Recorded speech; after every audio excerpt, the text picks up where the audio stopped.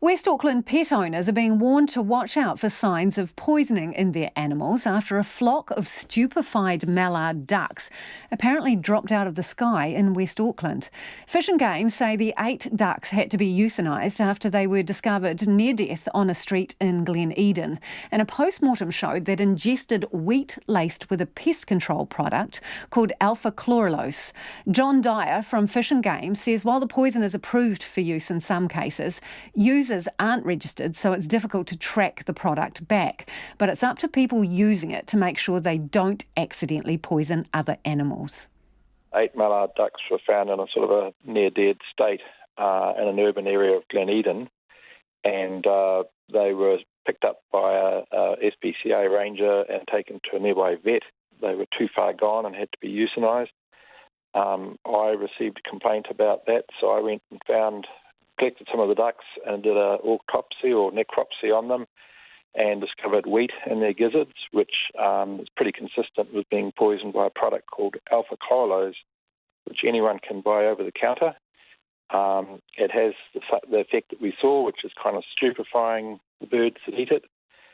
This poison, what would you normally use it for?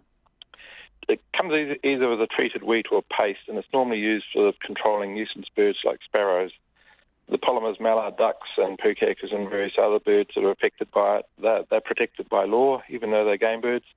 You just can't go around poisoning them, either through negligence or being deliberately reckless or so on. This was a public park, though, in Glen Eden, right? So would you anticipate a scenario where it would legitimately be used in an area like that, where, as you point out, other animals could be exposed to it?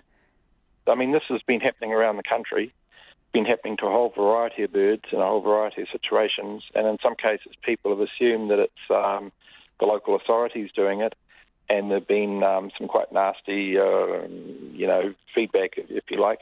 But in actual fact, it turned out not to be the case at all. So you have to be a little careful about assuming who might have done it and why, unless you can get quite specific. One of the problems is there's no point of sale registration. Anyone can just walk in, buy it, walk out, and use it however they wish. And it was suggested by the Bird Recovery Centre in Rongorai, for instance, suggested that if there was a point of sale register, it might encourage people to be a lot more careful. It would be an opportunity to give them advice. It would also facilitate any follow-up investigations to try and get to the bottom of who's doing this. You mentioned that you can buy this just over the counter and you don't have to put your name down. Are you campaigning for that situation to change? Well, not necessarily. I mean, it's a possibility. Under the Wildlife Act, there's potential to introduce those sort of controls, and I think that's something that should receive some debate. But we're not necessarily, I'm exploring that possibility. I'm only just coming to terms with what's happened.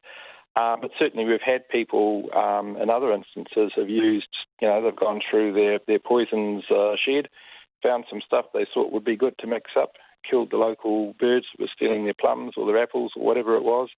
And, fallout is kind of the appropriate word. Birds were falling out of the sky and dying on neighbours' places all over the place. And, of course, there's a secondary risk to pets.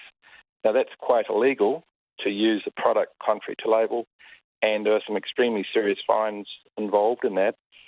So for pet owners, can you just give us an idea, what symptoms should they watch out for?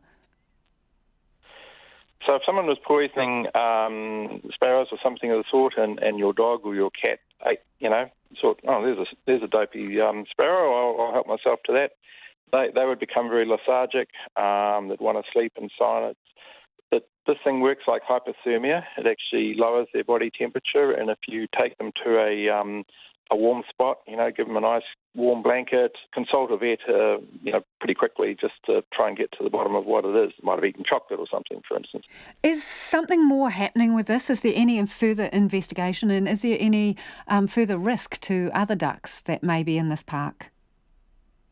Well, I think the risk is to a whole variety of birds, from what I gather, all sorts of garden birds, all sort of urban birds you might find, and it can be used anywhere in the countryside as well. So, and I guess as long as they have a packet of this stuff and carry on using it, there's always the risk it's going to happen again.